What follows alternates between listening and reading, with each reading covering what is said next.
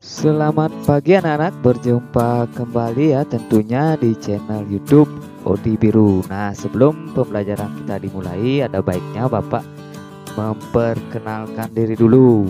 Karena seperti pepatah mengatakan, tidak kenal maka tidak sayang. Nah, di sini nama Bapak Putu Odi Frida SPD, bisa dipanggil Bapak Putu, juga bisa dipanggil Bapak Odi. Nah, Bapak ini adalah seorang guru kelas. Nah, anak-anak apa kabar hari ini? Mudah-mudahan anak-anak dalam keadaan sehat selalu ya anak-anak, supaya bisa mengikuti pembelajaran pada hari ini.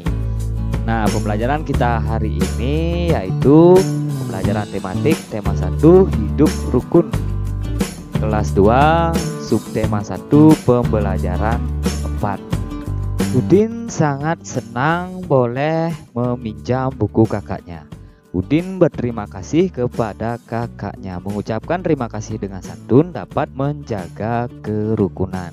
Nah, sebelum Bapak lanjut, Bapak mau bertanya kepada anak-anak, apakah di antara anak-anak ada yang pernah ditolong oleh orang lain atau pernah dipinjami barang oleh orang lain atau teman kalian? Atau diberi sesuatu oleh orang tua kalian? Apakah anak-anak pernah? Nah, jika anak-anak pernah ditolong ataupun diberi sesuatu oleh orang lain, teman misalnya, orang tua kalian misalnya, hendaknya setelah anak-anak menerima bantuan atau pertolongan itu, anak-anak wajib mengucapkan terima kasih. Nah, mengucapkannya itu dengan santun ya anak-anak, karena kita mengucapkan terima kasih dengan santun dapat menjaga kerukunan. Nah, selanjutnya sekarang anak-anak perhatikan percakapan berikut. Ini adalah percakapan antara Udin dan kakaknya yaitu Mutiara ya anak-anak. Sekarang anak-anak simak. Udin berkata, "Terima kasih ya kak, aku boleh meminjam buku kakak." Mutiara pun menjawab, "Sama-sama dik." Udin pun berkata lagi, "Aku ingin menjadi kutu buku seperti kakak supaya pintar." Nah, Mutiara menjawab lagi, "Wah, hebat kamu, Dik." Nah, di sini Udin ingin menjadi seperti kakaknya, yaitu menjadi kutu buku.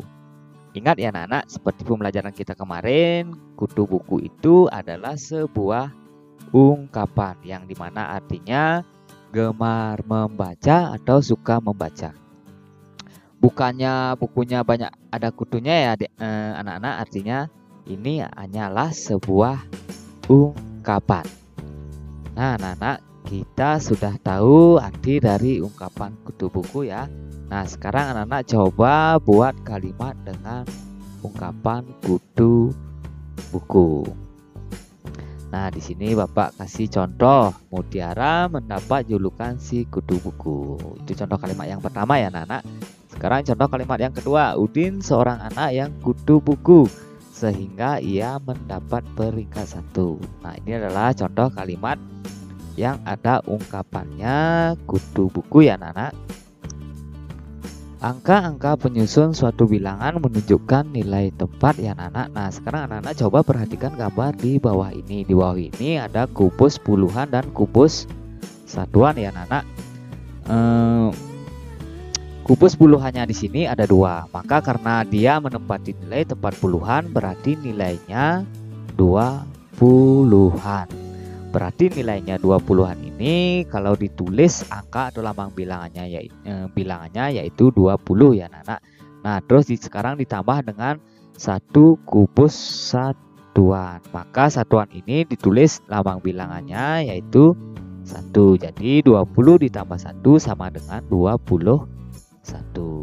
Jadi kesimpulannya begini anak-anak, 21 terdiri atas 20-an, 1 satuan. 21 sama dengan 20-an ditambah dengan 1 satuan. Jadi kalau ditulis lambang bilangannya seperti ini, 21 sama dengan 20 ditambah 1.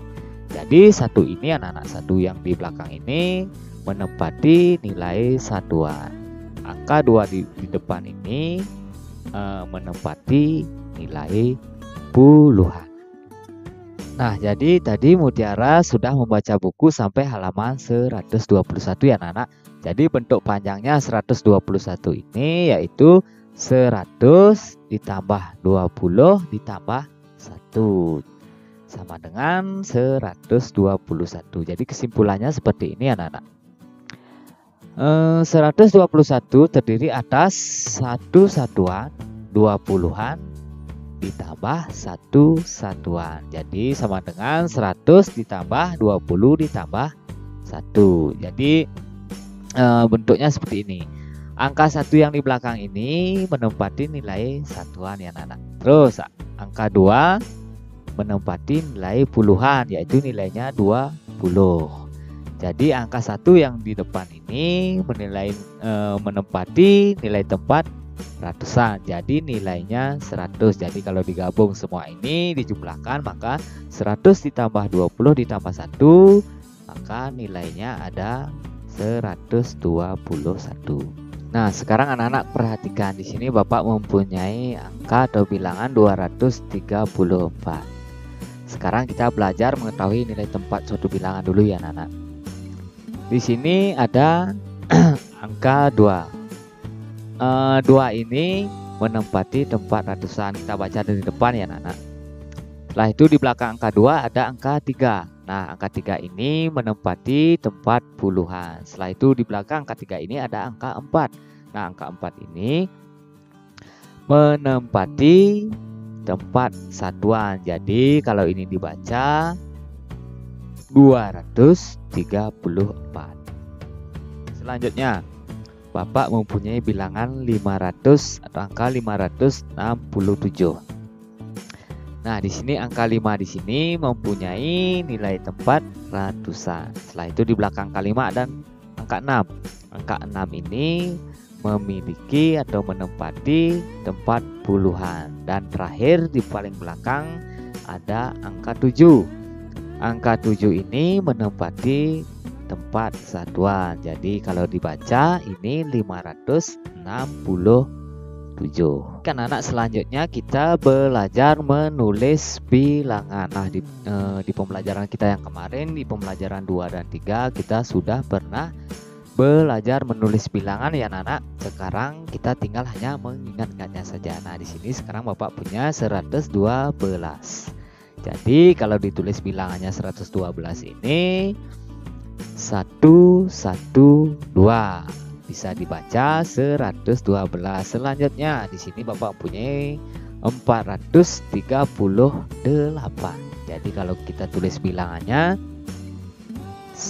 438. 4 ini menempati nilai ratusan dan 3 ini menempati nilai puluhan dan 8 ini menempati tempat satuan. Jadi kalau dibaca 438. Selanjutnya Bapak punya lagi satu contoh. 420. Kalau kita menulis bilangannya 420 atau bisa dibaca 420. Kalau ditulis bilangannya 420. Begitu ya anak-anak. Nah, selanjutnya kita belajar membaca bilangan. Nah, di pembelajaran kemarin juga sudah pernah ya anak-anak. Jadi kita tinggal mengulangnya kembali. Nah, di sini Bapak mempunyai bilangan 672 atau 672. Kalau kita baca 672 ini 672. 6 ini mempunyai nilai tempat ratusan, 7 ini mempunyai tempat puluhan, dan 2 ini mempunyai tempat satuan. Begitu ya anak-anak. Selanjutnya Bapak mempunyai lagi contoh. Di sini Bapak mempunyai bilangan 463. Nah, 463 ini kalau kita baca 463. Selanjutnya lagi satu, Bapak punya bilangan 785. Nah, kalau 785 ini kalau kita baca 585. Di sini angka 7 mempunyai nilai tempat ratusan, dan angka 8 mempunyai tempat puluhan, dan angka 5 mempunyai tempat satuan. Jadi kalau dibaca 785 ini 785. Begitu ya anak-anak. Nah, sekarang selanjutnya anak-anak tuliskan kembali percakapan pada halaman 28. Nah, anak-anak bisa buka lagi buku paketnya ya anak-anak. Di halaman 28 yaitu ada nanti percakapan yang tadi itu antara Udin dan Mutiara. Kemudian lanjutkan dialognya. Usahakan dialognya mencantumkan lambang bilangan. Nah, ini percakapan yang tadi ya anak-anak di halaman 28. Udin berkata, "Terima kasih ya kak, aku boleh meminjam buku kakak." Mutiara pun menjawab, "Sama-sama Udin." Setelah itu Udin lagi berkata, "Aku ingin menjadi kutu buku seperti kakak supaya pintar." Nah, setelah itu Mutiara pun menjawab, "Wah, hebat kamu Udin." Nah, ini adalah percakapan tadi yang di halaman 28 ya anak-anak. Sekarang tugas anak-anak untuk melengkapi ini supaya ada dialognya itu mencantumkan lambang bilangan. Contohnya di sini Bapak punya contoh, Bapak kasih contoh. "Halaman berapa yang menceritakan tentang bintang lapangan, Kak?" tanya Udin. Mutiara pun menjawab, "Halaman 121 Udin." Nah, di sini di dalam percakapan ini sudah mencantumkan lambang bilangan. Nah, nanti anak-anak bisa pelajari dengan teman-temannya untuk berdialog dengan mencantumkan lambang bilangan. Udin dan Mutiara berbicara santun. Kesantunan itu menunjukkan Udin dan Mutiara menjaga kerukunan. Udin dan Mutiara juga ramah kepada semua orang. Orang yang ramah akan memiliki banyak teman. Nah, masihkah ingat anak-anak dengan lagu Peramah dan Sopan? Di pembelajaran kita yang kemarin ya anak-anak, di pembelajaran kita di pembelajaran 2 dan 3, di sana Bapak sudah pernah menjelaskan atau sudah pernah bernyanyi bersama lagu Peramah dan Sopan. Nah, di dalam lagu tersebut semua lagu selain dinyanyikan berdasarkan pendek dan panjang bunyi, juga ada yang dinyanyikan dengan penekanan kuat dan tidak. Coba sekarang perhatikan teks lagu di bawah ini. Nah, sekarang Bapak akan tampilkan lagi teks lagu Peramah dan Sopan. Bagian yang ditulis tebal ada syair yang dinyanyikan dengan penekanan yang kuat. Nah, di mana di sini teks yang di Bapak tulis tebal atau yang Bapak hitamkan ini dinyanyikan syairnya ini dengan penekanan nada yang kuat, dan tidak ini yang tidak dihitamkan ini atau tidak ditebalkan berarti anak-anak menyanyikannya dengan nada yang biasa. Jadi anak-anak bisa buka pembelajaran 2 dan 3 lagu Peramah dan Sopan sambil mendengarkan dan sambil melihat liriknya ini. Jika yang ditulis tebal berarti anak-anak menyanyikannya dengan penekanan nada yang kuat, dan yang tidak ditulis tebal ini berarti anak-anak menyanyikannya dengan nada yang biasa. Jadi sekarang anak-anak coba dengarkan sambil menyanyikannya. Jadi demikian pembelajaran kita hari ini ya anak-anak, di pembelajaran tema 1 hidup rukun, subtema 1 pembelajaran 4. Dan sampai berjumpa lagi di pembelajaran berikutnya.